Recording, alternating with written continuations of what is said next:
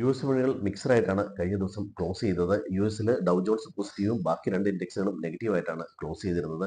യുഎസിലെ inflation data വന്നിരുന്നു. വളരെയധികം പോസിറ്റീവായിട്ടാണ് ഡേറ്റ വന്നത്. റേറ്റ് കട്ട് പലരും പറയുന്നുണ്ടെങ്കിലും താരിഫ് യുദ്ധം മുറുകുന്നു എന്ന് വേണം നമ്മൾ മനസ്സിലാക്കാൻ. അപ്പോൾ ഇതിന്റെ ഇമ്പാക്ട് നോക്കിയിട്ടേ റേറ്റ് കട്ടെ സംബന്ധിച്ച് ഡിസിഷൻ എടുക്കുകയുള്ളൂ എന്ന് ഫെഡിന്റെ ചെയർമാൻ കഴിഞ്ഞ ദിവസം സൂചിപ്പിച്ചിട്ടുണ്ട്. അതുപോലെ തന്നെ സ്റ്റീൽ, അലുമിനിയത്തിന് 50% ആയിട്ട് താരിഫ് വർദ്ധിപ്പിച്ചിട്ടുണ്ട്. അമേരിക്കയിലേക്ക് ഇറക്കുമതി ചെയ്യുന്ന സ്റ്റീൽ, അലുമിനിയത്തിന് ഇത്രയും താരിഫ് വീണ്ടും കൊടുക്കേണ്ടി വരും.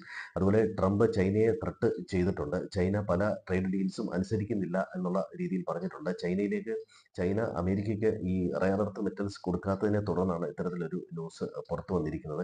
ഇനി ഇന്ത്യൻ മാർക്കറ്റ് നോക്കുകയാണെങ്കിൽ ഇന്ത്യൻ മാർക്കറ്റ് വെള്ളിയാഴ്ച നെഗറ്റീവായിട്ടാണ് ക്ലോസ് ചെയ്യുന്നത്. കഴിഞ്ഞ 3 ദിവസമായിട്ട് മാർക്കറ്റ് പോസിറ്റീവായിട്ട് തന്നെയാണ് ക്ലോസ് ചെയ്തിരുന്നത്. ഇന്ത്യയിൽ നിന്ന് വരുന്ന ഡേറ്റകളെല്ലാം പോസിറ്റീവാണ്. മൺസൂൺ വളരെ പോസിറ്റീവാണ്. നമ്മുടെ GDP ഡേറ്റ വന്നത് വളരെയധികം പോസിറ്റീവാണ്. ഇനി GST കളക്ഷൻ 2 ലക്ഷം കോടി കടന്നിട്ടുണ്ട്. അത് റീഫണ്ട് ഉൾപ്പെടെ 1.74 ലാക്സ് ക്രോർ ആയിട്ടുണ്ട്. അപ്പോൾ ഇത്തരത്തിൽ വരുന്ന ന്യൂസുകളെല്ലാം പോസിറ്റീവാണ്. നമ്മളുടെ ഇൻഫ്ലേഷൻ ഫേവറബിൾ ആണ്. ഈ ആഴ്ച RBIയുടെ റേറ്റ് ഡിസിഷൻ ഉണ്ട്. അത് ബുധനാഴ്ച തുടങ്ങി വെള്ളിയാഴ്ചയാണ് അവസാനിക്കുന്നത്. മിക്കവരും ഒരു റേറ്റ് കട്ട് പ്രതീക്ഷിക്കുന്നുണ്ട്. റേറ്റ് കട്ട് ഫേവറബിൾ ആയിട്ട് വന്നാൽ മാർക്കറ്റിനെ സംബന്ധിച്ച് ഒരു പക്ഷേ ഇപ്പോഴത്തെ റേഞ്ച് ബ്രേക്ക് ചെയ്യാനായിട്ട് സഹായിക്കും.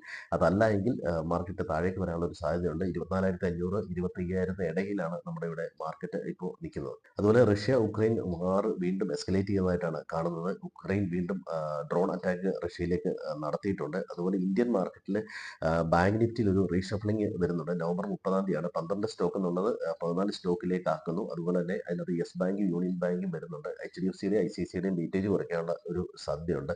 ബാങ്ക് നിഫ്റ്റിയുടെ റീഷഫ്ലിംഗ് ഉണ്ട്. അതുപോലെ സെബി ഓപ്പൺ ഇൻട്രസ്റ്റിന്റെ കാൽക്കുലേഷനെ സംബന്ധിച്ച് ഒരു അഭിപ്രായം പറഞ്ഞിട്ടുണ്ട്. ഇത്തരം കാര്യങ്ങൾ വീണ്ടും ശ്രദ്ധിക്കുക. ഇന്ന് ചൈനീസ് മാർക്കറ്റുകൾക്ക് ഹോൾഡ് ആണ്. ഇന്ന് വരാനിരിക്കുന്ന പ്രധാനപ്പെട്ട ഡേറ്റ 10:30 ഇന്ത്യയിലെ മാനുഫാക്ചറിംഗ് PMI ഉണ്ട്. അതുപോലെ ജർമ്മനി, ഫ്രാൻസ്, UK എന്നിവയുടെ PMI ഡേറ്റയുണ്ട്. വൈകുന്നേരം യുഎസിന്റെ PMI ഡേറ്റയും ഫെഡ് ചെയർമാന്റെ ഒരു സ്പീച്ചും വരാനുണ്ട്. അപ്പോൾ ഇതാണ് ഇന്ന് മാർക്കറ്റിൽ നിന്ന് വരാനുള്ള പ്രധാനപ്പെട്ട ന്യൂസ്. FIസിന്റെയും ഡൊമസ്റ്റിക് ഇൻസ്റ്റിറ്റ്യൂഷൻസ് അതുപോലെ റീറ്റെയിൽസിന്റെ F&O പൊസിഷൻ നോക്കുകയാണെങ്കിൽ കൃത്യമായ ഒരു ട്രെൻഡ് പറയുന്ന രീതിയിലല്ല പൊസിഷൻസുകൾ എടുത്തിരിക്കുന്നത്. അപ്പോൾ എല്ലാവരും സ്റ്റോക്ക് സ്പെസിഫിക് ആയിട്ട് നീങ്ങുക. ഗ്ലോബൽ മാർക്കറ്റിൽ ചെറിയൊരു നെഗറ്റീവ് സെന്റിമെന്റ്സ് ഉണ്ട്. ഇന്ത്യയിൽ പോസിറ്റീവ് ഉണ്ടെങ്കിൽ നെഗറ്റീവ് സെന്റിമെന്റ്സ് ഉണ്ട്. മാർക്കറ്റിൽ പൊതുവെ അതൊരു സെല്ലിംഗ് പ്രഷറിന് കാരണമായേക്കാം. എല്ലാവർക്കും നല്ലൊരു ട്രേഡിംഗ് ദിനം ആശംസിക്കുന്നു. Thank you.